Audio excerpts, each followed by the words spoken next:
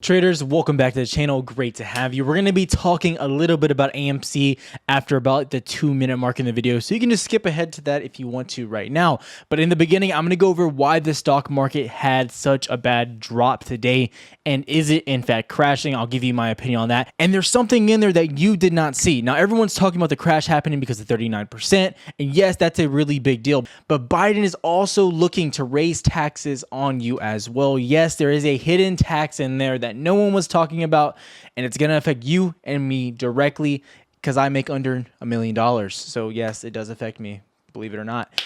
But let's not waste any more time. Let's get right to the content. Like, subscribe, do what you got to do. Let's get to it. Yo, get it twisted. This rap shit is mine. So you've all heard about Joe Biden and what he did today, or kind of what he announced. Now, it really shouldn't be a surprise to everyone because he made this vocally very clear when he was running for president. But I think people were just so consumed with their hatred of Donald Trump that they really didn't think about the consequences. Well, big money probably did, and they probably didn't vote for Biden, but it is what it is. I'm not being political. I'm not voting for Biden. I wasn't voting for Trump. I really just didn't vote, and I kind of just didn't care. And maybe I'm the problem with America, but it is what it is, and I'm a truthful guy, so I'm not going to lie to you. But this is the key points that we need to talk about. Now, people keep talking about this tax only affects the people making above $1 million, which is true, but they added something in there as well. So this is where it's talking about Biden's proposal calls for increasing a marginal income tax rate from 39% to 39.6% from 37%, and nearly doubling taxes on capital gains to 39.6% for people earning more than $1 million, according to sources. Now, this is something we kind of already anticipated. This is something that should have been priced in, but there's something that I want to talk about, and they actually haven't made their proposal yet, so that's worth noting. There's more news to come out here. But as you look more into this, there's another tax rate that they're adding in there as well. They're increasing capital gains tax, or they're attempting to, by 4% across the board for everyone, including you, including me. This is for everyone, capital gains across the board. Now, like I said, this is not finalized. It's not a done deal. They still have to send the proposals in. There's a lot of stuff that goes into this, so it's not done yet. But that was a little bit shocking. Now, I don't believe that 4% is just, crashing the market right now. And also, I want to address that I don't think the market is quite crashing. We're seeing a little bit of downside, but earnings season is upon us. I keep saying that, and the money is here to be made. So make sure you're focused on making money on these big tech plays. I wouldn't hold past earnings, but you can make a lot of money going into earnings, especially on the option side of things. But when it comes back down to this, a lot of people were anticipating that they would be negotiating with the Biden administration to get that number down closer to 26 to 28% on the tax rate as far as for the rich, the people above 1 million, or the higher income people. That was the real assumption that was going behind here. And to everyone's shocking knowledge, they didn't negotiate. It is what it is. They came out 39%. We'll have the actual piece of paper that shows exactly their proposal and what they're going to be voting on. It's looking like it will be passed in 2022, maybe 2023. This could be pretty bad for stocks down the road, but short term, I think this is just going to be a gradual effect and will bounce right back.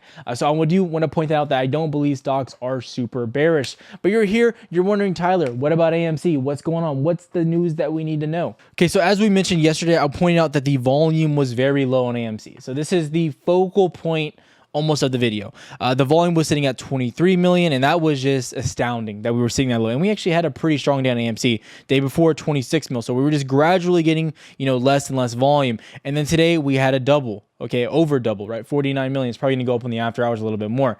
I am looking forward to seeing a 100 million volume day, and no, that's not something shocking. We've seen that in the past, and typically when we start to get those runs. But what happens is we start to get these days with pretty nice volume bumping back up, and then we get hit with a really nice bump in volume, right? I was very surprised with the volatility we had this morning. That straight, I almost said a bad word. The straight, erection of the market that we had. That's what was pretty surprising, and I didn't want to see that. I want to see slower, just gradual growth. So I wanted to see a step up, then come down, step up, then go down. That's what I want. I want slower, gradual growth, because when we get these giant wicks to the upside, we keep getting knocked right back down. Now, the market correction had something to do with it when it comes to Biden and what he said. So I want to focus on that, but there's something that just didn't sit right with me all day. We were talking about in the Discord, and it's really shady. So iBorrowdesk, if you use them at all, and you're going to see them a lot of my videos, this is the fee. It shows the annual fee to short these stocks or whatever stock you're looking at.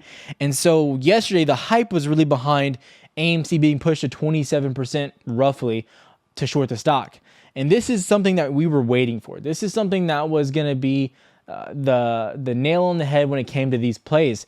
And now what we're seeing we didn't get an update all day. Fintel, and it's not iBorrowed's fault. They just get their data from Fintel. They just source it straight from them.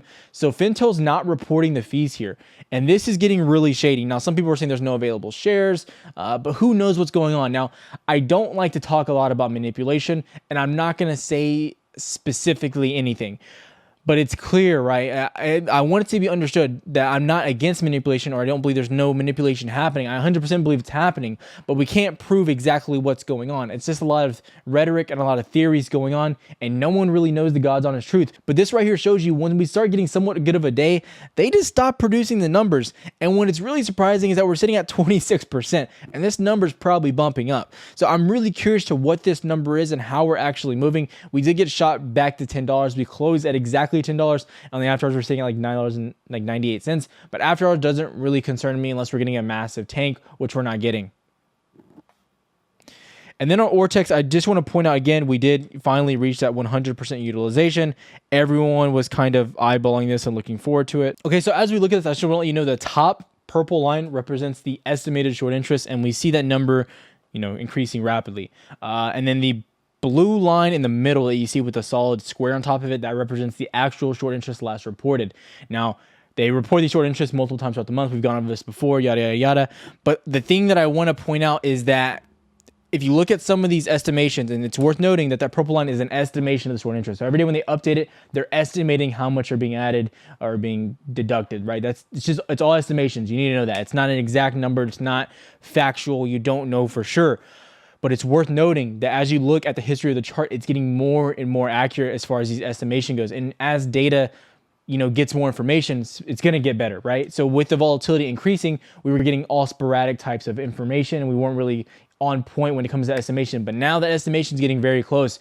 So I would actually rely on Ortex's information right now more than ever because they're doing such a good job compared to everyone else. Fintel is just not showing the information now, and it's just getting sketchy, and I don't love to see that, and it's kind of scaring me a little bit for my positions, not because I don't think they have value on the option side, but because it shows who you're up against, right? And so I hate this fight against the hedge funds, right? I'm not, people say, well, Tyler, you got to stick to the hedge funds.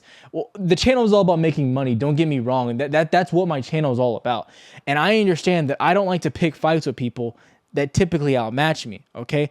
That's just the way it is. I know, but to be the best, you got to beat the best. Well, in this case, I don't want to be against the best when it comes to trading AMC. Now, when it's trading big tech, I don't mind fighting against them. It is what it is. I do pretty well in the ring when it comes to that instance. But with AMC, it's getting unpredictable, and they're fighting dirty. It's like fighting Mike Tyson and Nami Vander Holyfield, and the guy just bit my ear off. Now, I know I have a nasty right hook, but I just need to hit him with it. So can you hit the hedge funds with the right hook? That's the question. So going into tomorrow, I just want to see us kind of stagnate back to the upside. I don't know how markets are going to react. I suspect markets are going to have a little bit more downside closing out the week with the Nasdaq, Dow, and SPX, and then going into next week, start to bounce going into earnings. From there, as far as AMC goes, I'm not too sure how we move. That's the real question going forward. I want to see just slow movement above $10. That would be very, very strong. And the question is, can we hold above 10, or do we have another volatile move in a battle for $11? I'd be very happy just to see a move and hold above 10. From my last video, you saw all I wanted to see us hit was 1020 this week. We ended up hitting like 1080. So overall, it was a good day, good trading day. And if you missed the watch list yesterday, I will be posting another watch list for tomorrow. And everything on that watch list did pretty good today because the morning was a pretty good day for trading until we had noon. So have a good one, traders. Make sure you check the watch list out later. Namaste. For real. We gonna rock, then we gonna fall, then we let it